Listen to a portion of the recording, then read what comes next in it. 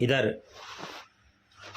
जब दोनों सुबह के टाइम में आए, वहाँ पर न तो कोई ऊँट था और न वहाँ पर रामजोत थी। रामजोत ने क्या किया, रातों रात जब वो दोनों छोर कहीं दूर गांव में चले गए थे और रामजोत ने ऊँट को खोला और ऊँट पर चढ़कर ऊँट को रवाना कर दिया।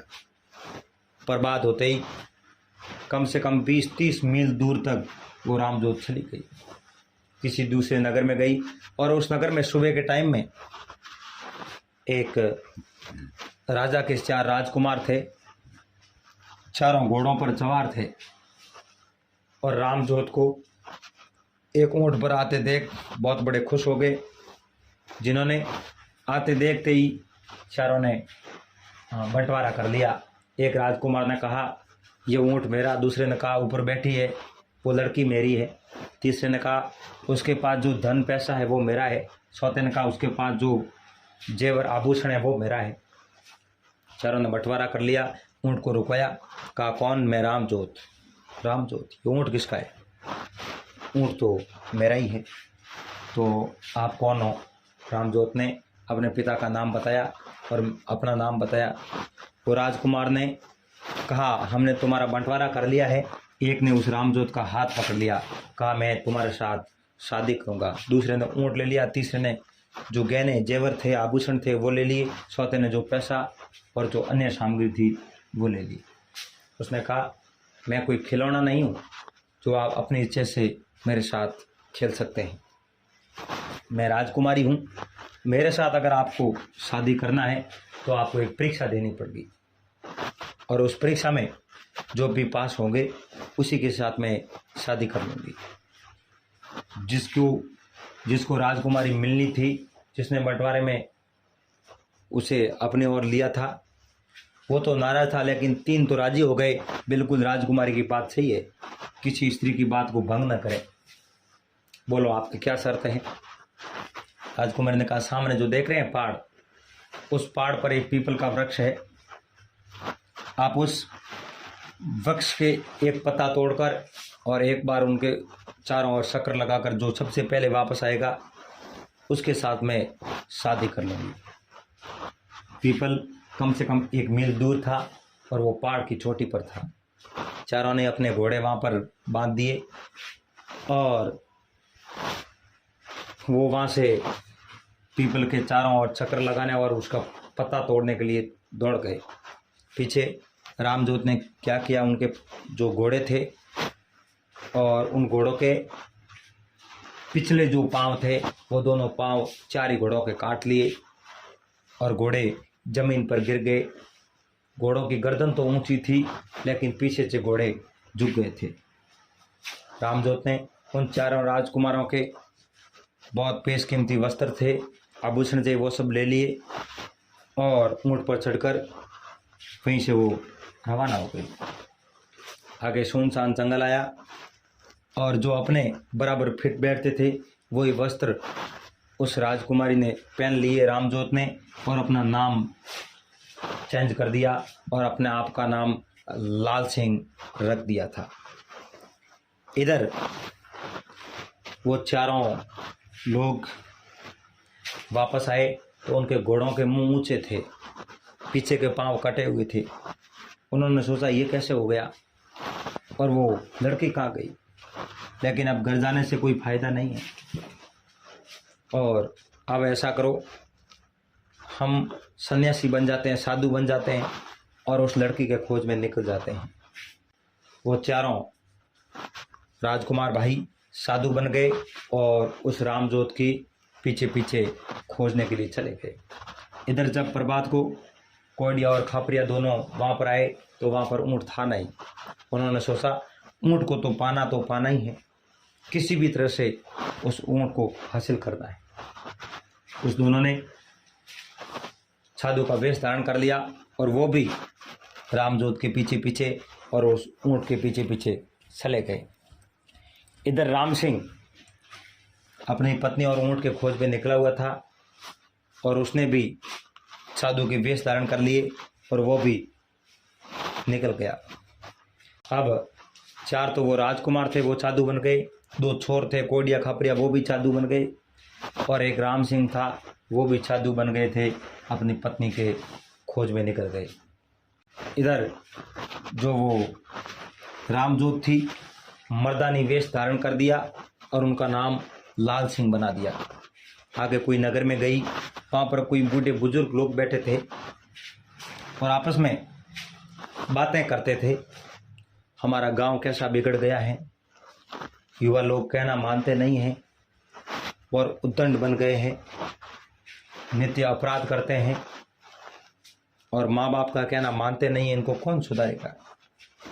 उसी समय लाल सिंह ने जाकर राम राम किया और उन बुजुर्गों ने पूछा, आपका नाम? मेरा नाम लाल सिंह है। आप कहाँ से आए? हम जयपुर से आए। आपके गांव से बहुत सारी शिकायतें मिली हैं, इसलिए वहाँ के दरबार ने मुझे आपके गांव में ये सब संभालने के लिए भेजा है। आइए आइए, आपका बहुत बहुत स्वागत है। और आप तो हवलदार हैं? बिल्कुल, मैं लाल सिंह नाम है, मैं हवलदार हूँ राजा का। तो एक पुरानी हवेली सेठ की थी, उस हवेली में लाल सिंह को रहने के लिए बोल दिया और लाल सिंह अब बहुत बड़ा हवलदार था। उनके पास एक नौकर था और एक नौकरानी को रख लिया। नौकरानी खाना वगैरह बनाती और जो वो नौकर था वो ऊँट की सेवा किया करता था। नियम था, जो गांव में कोई भी नया आएगा तो सबसे पहले हवलदार से मिलना पड़ेगा और उसके बाद में यहाँ रह सकेगा, चाहे कोई भी हो। और गांव के लोग जिनको पीट पीट कर उस लाल सिंह ने सीधे कर दिए और वो सब इंसान बन गए थे। इसी दौरान कई दिन बाद में वो 4 राजकुमार उसी नगरी में आ गए साधु के रूप में। और लाल सिंह के कोई आदमी थे, उन्होंने रोक लिया, कहा आप कहाँ जा रहे हैं? बस हम तो साधु हैं, आज यहाँ पर, कल और कहीं पर जाएंगे। कहा वो तो ठीक है, आप साधु हैं, लेकिन हमारे यहाँ लाल सिंह हवलदार आए हुए हैं, इसलिए आप पहले उनसे मिलिए और उसके बाद में इस नगरी में आप रह सकते हैं। उन्होंने कहा हम तो साधु हैं, हमें किसी से क्या लेना देना, चाहे कुछ भी हो, लेकिन आपको मिलना तो पड़ेगा ही। वो लाल सिंह के वहाँ पर गए और उस ऊँट को बैठा देखा, उसी समय वो जान गए, अच्छा ऊँट तो ये बैठा, तो वो रामजोत भी इधर ही कहीं हो गई। जब हवलदार ने कहा आप यहाँ पर बैठिए, आपका स्वागत किया जाएगा और सुबह आप इस गांव में रह सकते हैं। लाल सिंह ने गांव में से 8 बॉडीगार्ड मंगवाए और उन बॉडीगार्डों को बोला, ये जो 4 साधु हैं ने, इनको ले जाओ और अच्छा स्वागत करो इनका, जो बहुत दूर से चले आए हैं। वो बॉडीगार्ड थे, अंदर अंडरग्राउंड में ले गए और उन साधुओं को पीटना शुरू कर दिया, क्योंकि वो एक राजा के राजकुमार थे और रामजोत को आते देखकर उन्होंने बंटवारा कर लिया था। वो बहुत बड़े अपराधी थे। जोरदार पीटा और पीटकर वहीं अंडरग्राउंड में बंद कर दिया। अब 1 महीना बाद वो दोनों छोर कोडिया और खापरिया वो भी घूमते घूमते इधर आए और लोगों ने कहा आपको हमारे हवलदार से मिलना पड़ेगा। जब वो सेठ की हवेली के सामने आए और उस ऊँट को बैठा देखकर वो बहुत बड़े खुश हो गए, ऊँट तो इधर बैठा है, मैं तो ऊँट की ज़रूरत है, चलिए हवलदार से मिलते हैं और कई दिन इधर रहेंगे, मौका देखकर इस ऊँट को हम यहीं से लेकर भाग जाएंगे। अब हवलदार ने देखा, हाँ ये तो कोडिया और खापरिया दोनों डाकू हैं। 4 बॉडीगार्ड और गांव से मंगवाए और कहा जाओ इन दोनों साधुओं को अच्छी तरह से भोजन करवाओ, खाना खिलाओ और अंडरग्राउंड में ले जाओ। वो 4 बॉडीगार्ड कोडिया और खापरिया को लेकर गए। उनको पता नहीं था कि हमारे साथ क्या होने वाला है। अंडरग्राउंड में ले जाकर बहुत अच्छी तरह से पीटा, धुलाई की और उन दोनों को भी वहाँ पर अंडरग्राउंड बंद कर दिया। अब लाल सिंह का जो सबसे बड़ा खतरा था वो टल गया। ऊँट उसके पास था, लेकिन उसका पति उनसे मिलने कब आएंगे। अब 7 दिन बाद में उनके पति थे, वो भी साधु के पेश में थे, उस गांव में आए। लोगों ने पकड़कर हवलदार के सामने पेश कर दिया और लाल सिंह ने राम सिंह के पैरों में शीश नवाया, हाथ जोड़ा। उस समय राम सिंह ने कहा, आप यह अनर्थ मत कीजिए, आप यहाँ के बहुत बड़े हवलदार हैं और मेरे शरण में शीश क्यों नवाते हैं? नहीं महाराज, मैं हवलदार नहीं हूँ, मैं आपकी पत्नी रामजोत हूँ। हे रानी, आप यहाँ पर क्या कर रही हैं? बस जो दो छोर थे, कोडिया और खापरिया, वो मुझे लेकर आए थे।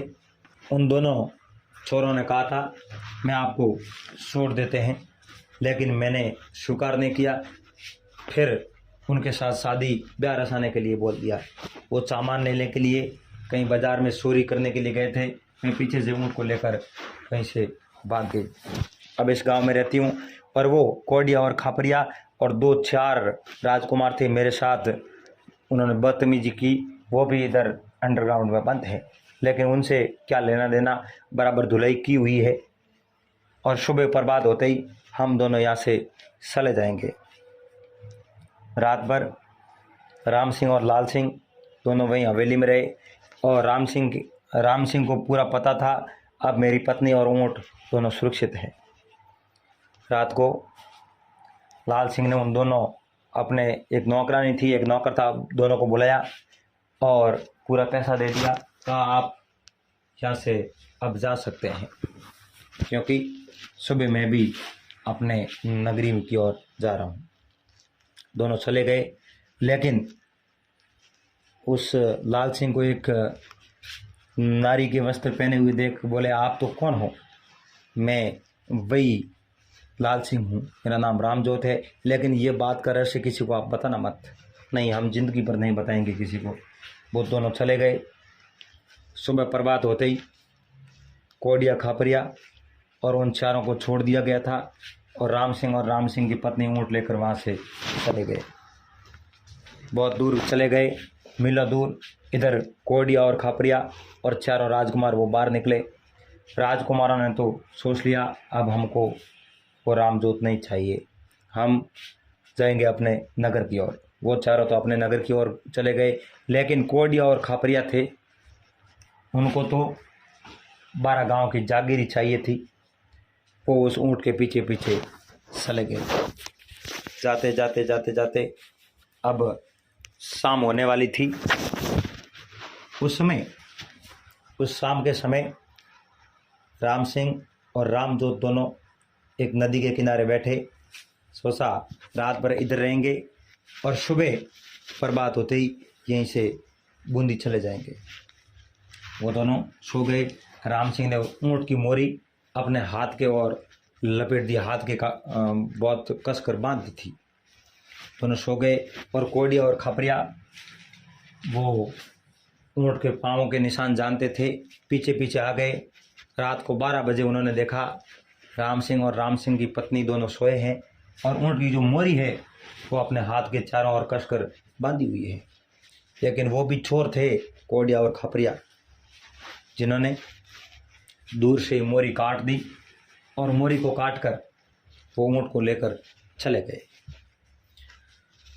ऊँट को लेकर वो उसी राजा के दरबार में गए जिस राजा को आश्वासन दिया था कि हम ऊँट को लाकर आपको देंगे और आपको मुझे इनाम के तौर पर 12 गांव की जागीर देनी पड़ेगी।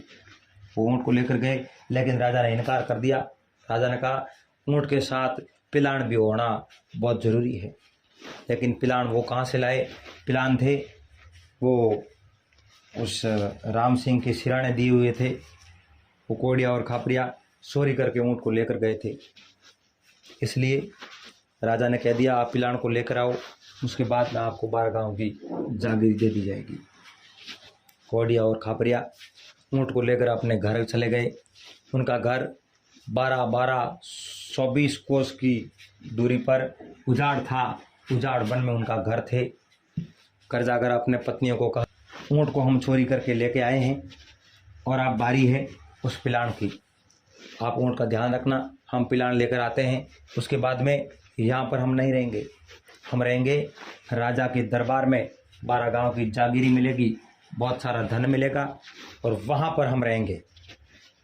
कोडिया और खापरिया दोनों रवाना हो गए और इधर राम सिंह अपनी पत्नी और पिलान को लेकर सीधे अपनी नगरी बूंदी में चले गए। और राजा ने देखा पिलान तो इनके पास है लेकिन ऊँट इनके पास नहीं है। अब राजा ने कहा ऊँट कहाँ है, ऊँट तो छोड़ लेके चले गए, मोरी मेरे हाथ में थी। तो बस ये बहुत गलत हुआ, ऊँट के बिना तो मैं खाना ही नहीं खाऊंगा। 1 महीना हुआ, 2 महीना हुआ, राजा ने खाना छोड़ दिया, पीना छोड़ दिया। उसी वक्त रामजोत ने कहा अब पिता महाराज खाना भी नहीं खाते हैं तो ऊँट को लेकर मैं आऊँगी। रामजोत ने वही मर्दानी वेश धारण किए और घूमते घूमते घूमते घूमते कोडिया और खापरिया दोनों के घर तक पहुंच गई और उन दोनों की पत्नियां से मिली। कहा मेरा नाम लाल सिंह है और मैं आपको लेने के लिए आई हूँ। क्यों? क्योंकि आपके जो पति है कोडिया और खापरिया दोनों राजा के दरबार में हैं और वो कार्य में व्यस्त है, इसलिए आप भी वहीं पर चलें और आप भी कुछ उनके काम में मदद करें। ये बात बताई, वो बहुत बड़ी खुश हो गई। चलो, लेकिन हमारे पास जो ये ऊँट है, ऊँट का क्या करें? और ऊँट का ध्यान रखने को हमारे पतियों ने हमें बोला है। लाल सिंह ने कहा ऊँट को साथ में लेना पड़ेगा क्योंकि यहाँ पर तो कोई छोर लेके चले जाएंगे। लाल सिंह के पास जो ऊँट था वो वहीं पर छोड़ दिया और जो राजा का ऊँट था उस ऊँट को ले लिया और कोडिया और खापरिया दोनों की पत्नियां थी, उन दोनों को ऊँट पर बैठा दी और सीधे बूंदी के दरबार की ओर आ गए। आकर जहाँ पर घोड़ों के लिए सकी से दाने दले जाते थे, वहीं पर कोडिया और खापरिया दोनों की पत्नियों को दाना दलने के लिए बिठा दी और 2 छकियाँ दे दी और वो छकियाँ चलाने लगी। इधर अपने पिता महाराज को वो ऊँट दिया और कहा महाराज अब आप सहन से रहिए, आपका ऊँट पिलान सब वापस मिल गए। लेकिन कोडिया और खापरिया शोर घूमते घूमते घूमते बहुत घूमे लेकिन उनको पिलान मिला ही नहीं क्योंकि वो राजा के दरबार में आ नहीं सकते थे। अब वो वापस थक कर अपने घर गए। उन्होंने सोचा पिलान मिलेंगे नहीं, कोई बात नहीं, ऊँट तो हमारे पास है। वो घर गए तो वहाँ पर उनकी पत्नियाँ थी नहीं और न उनका ऊँट था। तो वो पूछते पूछते पूछते पूछते घूमते घूमते बूंदी के दरबार में आ गए और दरबार में प्रवेश करना किसी के हाथ की बात नहीं थी। वहाँ की कुछ स्त्रियाँ थी, मालन माँ थी और मालन रोज़ राजा के दरबार में फूल लेकर जाती थी। कोडिया और खापरिया मालन माँ से मिले और कहा मुझे भी नगर में जाना है, किसी भी प्रकार से मुझे नगर में जाने का रास्ता बताइए। नहीं, आप नहीं जा सकते हो, लेकिन आप हो कौन? एक ने बताया मेरा नाम कोडिया, दूसरे ने खापरिया बताया हम दोनों चोर हैं। हमारी जो स्त्रियां हैं वो छोरी हो गई है, उनको कौन लेगा, कैसे लेगा, ये बात का मुझे पता नहीं है। एक ऊँट था वो भी लेके चले गए। मालनमा ने सब बात बता दी। इस प्रकार की 2 स्त्रियां हैं जो घोड़ों के लिए दाना डलती है और ऊँट को लेकर तो राजा की पुत्र वधू थी, वो मर्दानी वेश धारण करके गई और ऊँट को लेकर आई है, साथ में दोनों स्त्रियों को भी लेकर आई थी। अब कोडिया खापरिया को बहुत इस बात का पता चल गया था। उन्होंने कहा हे मालनमा, मैं आपको जो सा इतना धन दे सकता हूँ, लेकिन मुझे एक बात इस नगर के परखोटे के अंदर प्रवेश होने का मार्ग। कोडिया को कहा तुम नारी का वेश बनाइए और खापरिया को एक गुण में बांधकर सर पे उठाइए और मेरे साथ चलिए। बाहर निकलने का रास्ता एक ही है, दीवार के ऊपर एक पाइप है बड़ा और पाइप से बाहर निकल सकते हैं, बाकी कोई रास्ता बाहर निकलने के लिए है नहीं। वो जब उस मालमा के साथ उस नगर में प्रवेश हुए और खापरिया को एक जो उबले थे, उबलों की एक चनेरी थी, उस चनेरी में बैठा दिया और कोडिया सीधा अपने पत्नियों के पास गया और पत्नियों को कहा आप यहाँ पर क्या कर रही हैं? और अपने पति को वो पहचानने में देर नहीं करी, वो पहचान गई और रोने लगी। उन्होंने कहा अब रो मत, शाम होते ही तुम जो उबलों की सनेरी है वहाँ पर आ जाना। दोनों कोडिया और खपरिया की पत्नियाँ उस उबले की सनेरी के पास आए। दोनों कोडिया खपरिया बाहर निकले और दीवार पर दोनों को चढ़ाकर उस पाइप में से चारों बाहर निकल गए। बाहर निकलकर वो दोनों चोर अपने अपने घर चले गए। उस दिन के बाद में उस दोनों चोरों ने चोरी छोड़ दी और वो क्षत्रिय की कमाई करने लगे। उन्होंने सौगंध ले ली, आज के बाद में हम कभी चोरी नहीं करेंगे, कमाएंगे और खाएंगे, क्योंकि उनकी जो चोरी थी वो सक्सेस नहीं हुई थी, क्योंकि उस चोरी में उनके प्राण भी जा सकते थे, लेकिन रामजोत ने ऐसा नहीं किया, हाथ में आए हुए अपराधियों को भी माफ़ कर दिया था। तो दोस्तों, उम्मीद करता हूँ आपको ये कहानी अच्छी लगी होगी, आपको ये वीडियो पसंद आया होगा।